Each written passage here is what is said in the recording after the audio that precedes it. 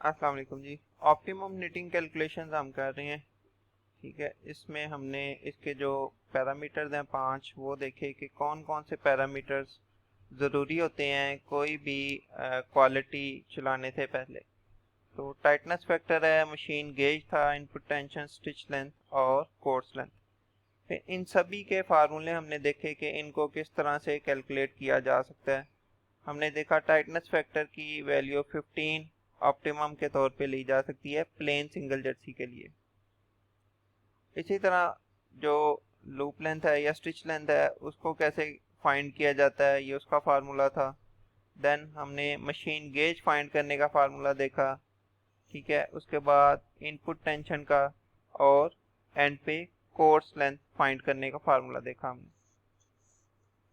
अब एक एग्जांपल करेंगे हम। ठीक है जी।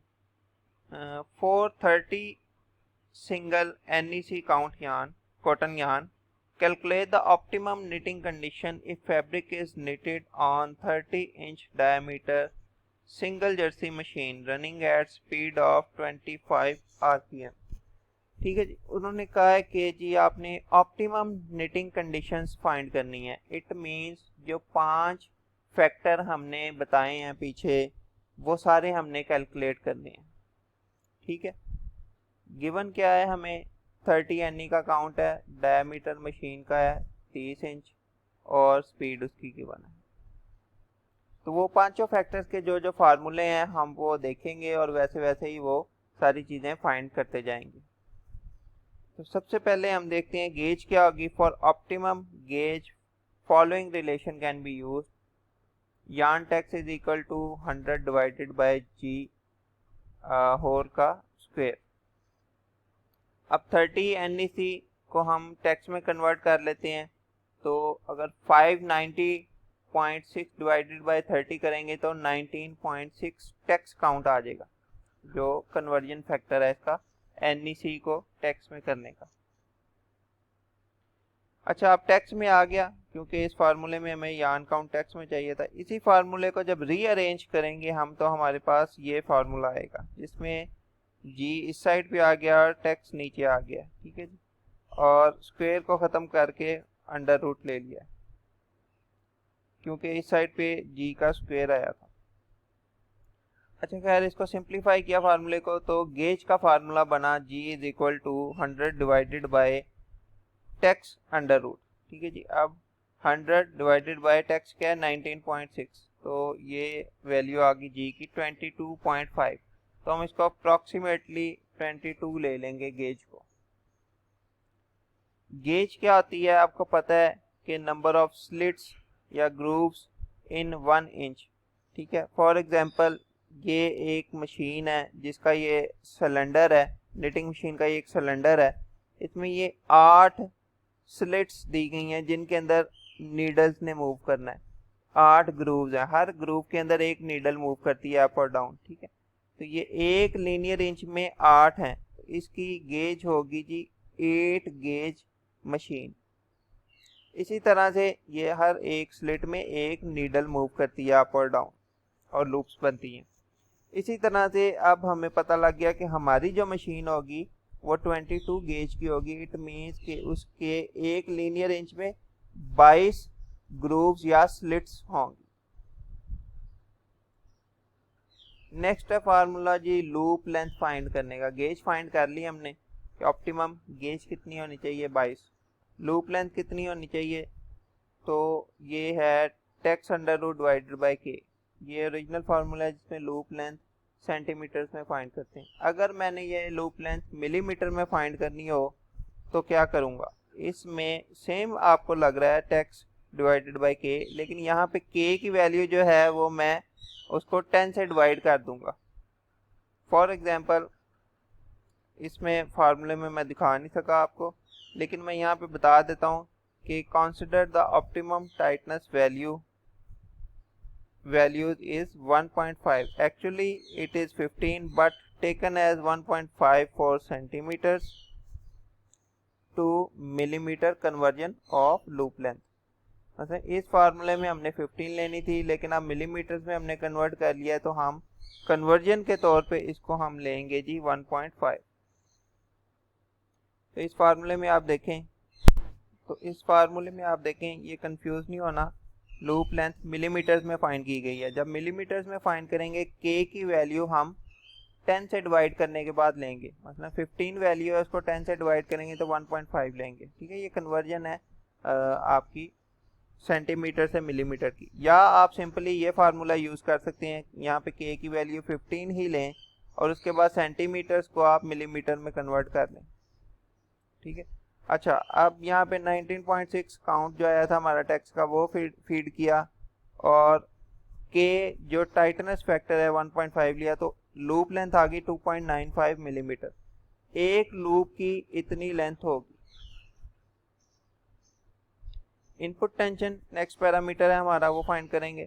फार्मूला था इसका 0.1 इंटू टेक्स, तो 0.1 को 19.6 से मल्टीप्लाई करेंगे, 1.96 ग्राम्स इनपुट टेंशन देंगे हम इस क्वालिटी या इस काउंट के लिए। अच्छा जी, अब हमारे पास डायमीटर है मशीन का 30 और जी जो गेज है हमारे पास वो है 22, अभी हमने फाइंड की। अब हम number of needles on machine find करेंगे। सर्कुलर मशीन्स पे नंबर ऑफ नीडल्स फाइंड करने का फार्मूला होता है पाई डी ई। ठीक है, यानी कि जो आपका सिलेंडर है उसकी गेज कितनी है और उसका डायमीटर कितना है, उसको पाई से मल्टीप्लाई कर देंगे। तो ये आपका number of needles on cylindrical machine पर फाइंड करने का फार्मूला होगा। तो डाया हमारे पास पाई वैसे ही 3.14, डाया हमारा 30 है और एक लीनियर इंच में 22 नीडल्स लग सकती हैं। ठीक है, तो 30 के अंदर कितनी लगेंगी वो हम चेक कर लेंगे मल्टीप्लाई करके। क्योंकि ये सर्कुलर है इसलिए इसको पाई से भी मल्टीप्लाई करते हैं। अच्छा, अब इसको मल्टीप्लाई करेंगे इन तीनों फैक्टर्स को, तो हमारे पास 2072 नीडल्स आ जाएंगी। ठीक है, इस सर्कुलर निटिंग मशीन की।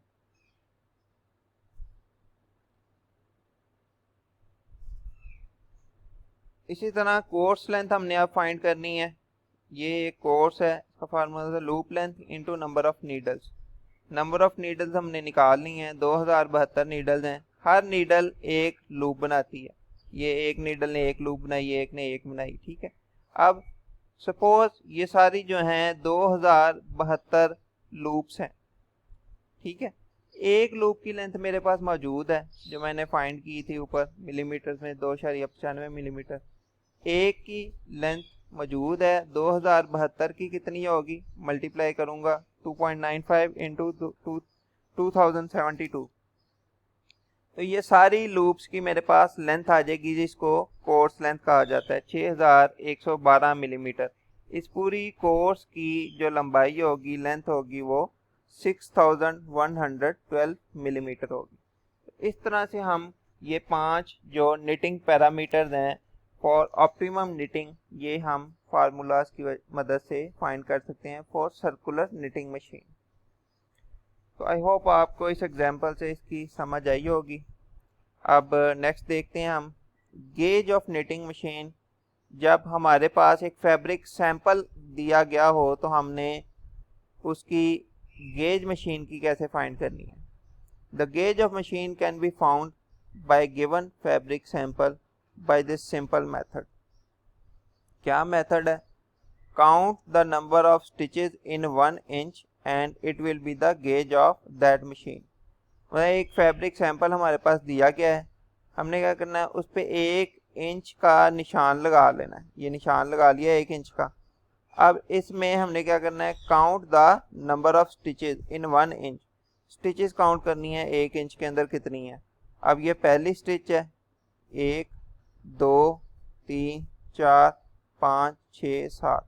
ठीक है, तो अगर आप यहाँ से देखें ना, ये पूरी एक स्टिच है, फिर अगली है। तो इस तरह से 1 इंच के अंदर हमने काउंट कर लेनी है कितनी स्टिचेस हैं, कितनी लंबी जो हैं वेल्स आप कह लें, वर्टिकल जो हैं वो आ रही हैं। तो वो देखेंगे आप, ये इसमें 7 आ रही हैं, तो it means it will B 7 gauge machine. ये 7 गेज की मशीन के ऊपर फैब्रिक बनाया गया है।